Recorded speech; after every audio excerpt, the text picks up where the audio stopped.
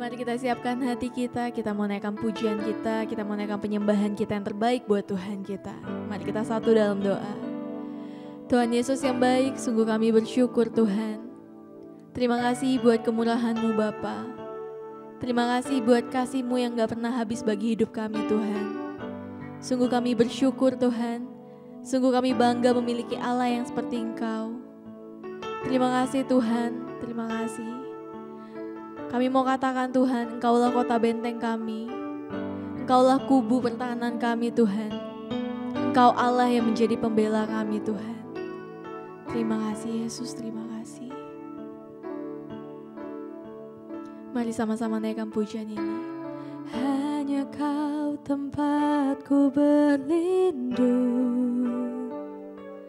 Hanya Engkau laguku dan kekuatanku, izinkanlah ku datang menyembah, membawa syukurku.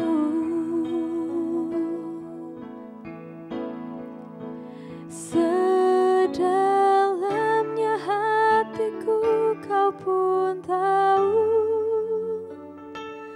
dan kasih-Mu tak jauh dalam jiwaku.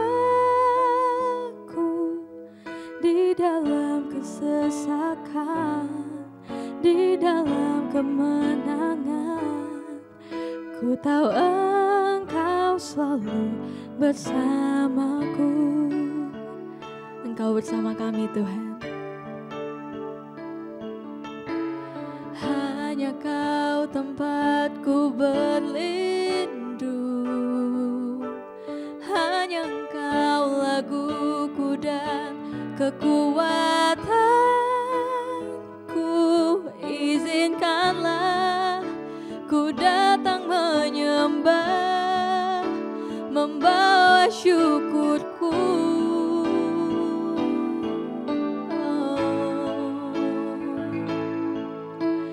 Hanya Kau tempatku berlindung. Hanya Engkau laguku dan kekuatanku, izinkanlah ku datang menyembah, membawa syukurku.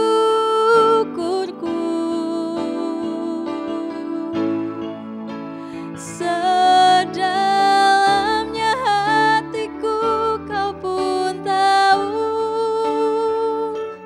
dan kasih-Mu tak jauh dalam jiwaku. Di dalam kesesakan, di dalam kemenangan, ku tahu Engkau selalu bersamaku. Sedalamnya hatiku Kau pun tahu, dan kasih-Mu tak jauh dalam jiwaku. Di dalam kesesakan, di dalam kemenangan, ku tahu Engkau selalu bersamaku. Di dalam kesesakan, di dalam kemenangan, ku tahu Engkau selalu bersamaku. Di dalam kesesakan, di dalam kemenangan, ku tahu Engkau selalu bersamaku. Oh Tuhan, Kau kota bentengku.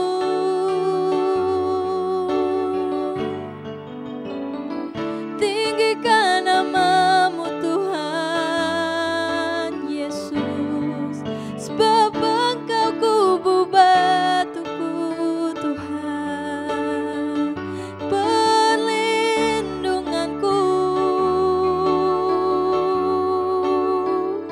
Kami bersyukur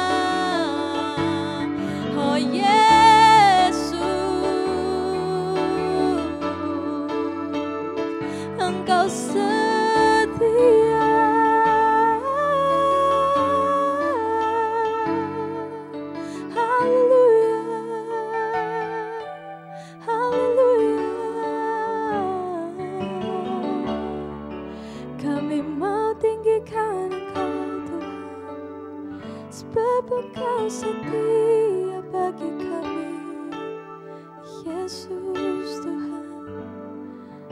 Haleluya, haleluya.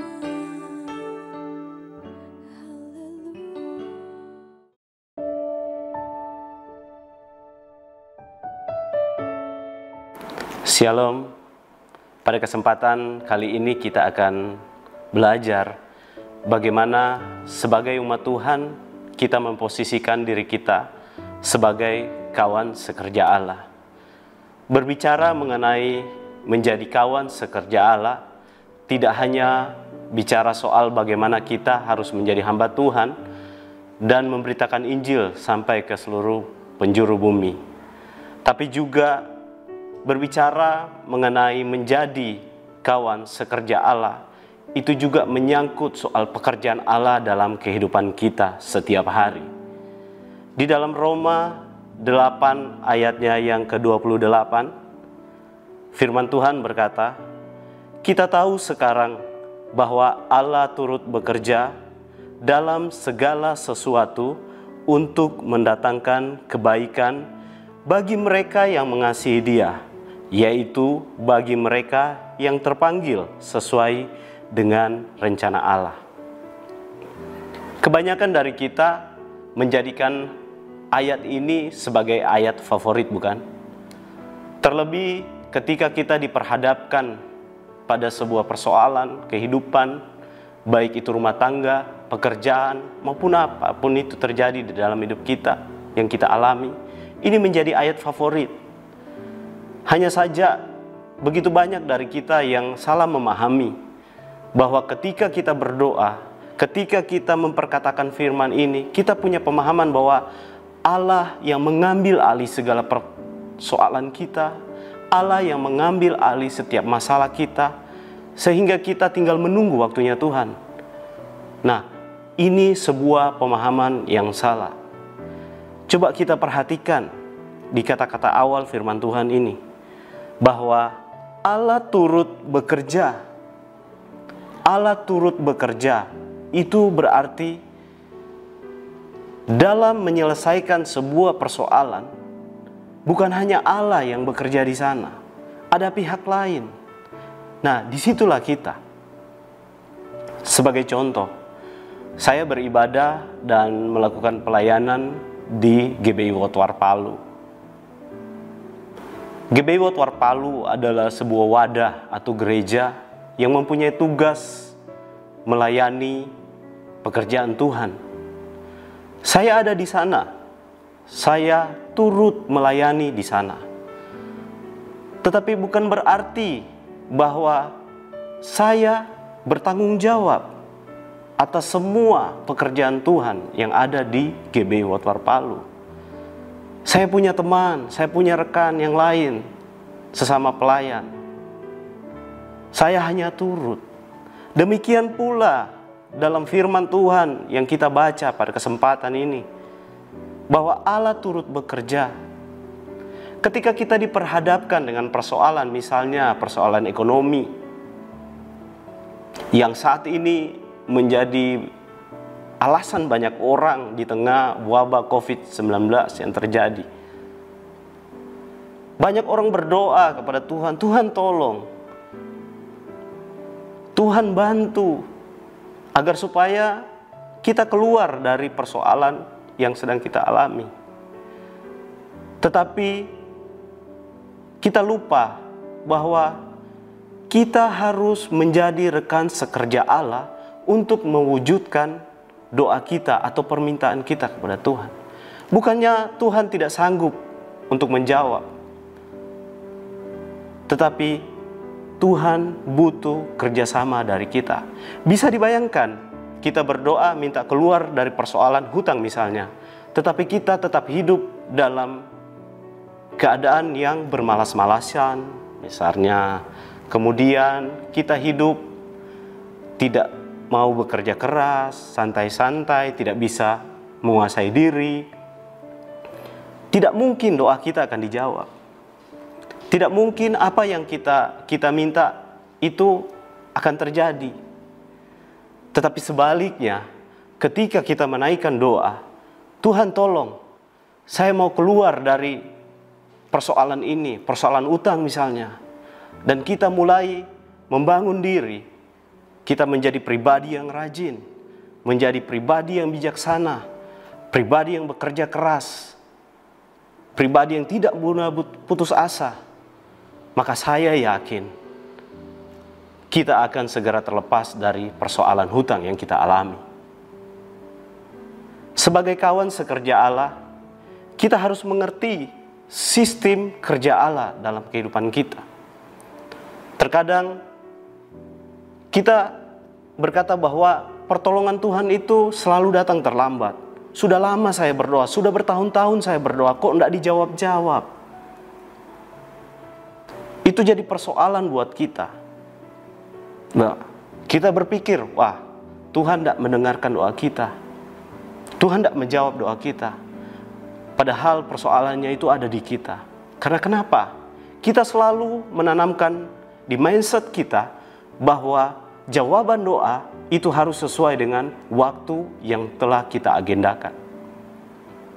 Sehingga ketika tidak terjadi sesuai dengan yang kita sudah agendakan, maka kita meragukan janji Tuhan dalam kehidupan kita.